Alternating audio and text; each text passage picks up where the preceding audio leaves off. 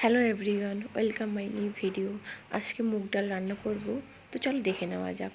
প্রথমে মুগ ডালটাকে ভেজে নিয়ে সেদ্ধ করে নেব।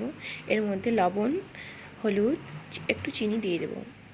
এরপর পনিরগুলো ভেজে নেব, লবণ হলুদ দিয়ে দেব।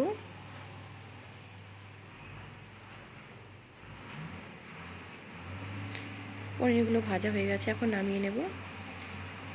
তেলের মধ্যে 5 ফোড়ন, শুকনো লঙ্কা, আদা থেতো দিয়ে দেব। ভালো করে নাড়িয়ে নেব। এরপর দিয়ে দেব সেদ্ধ ডাল।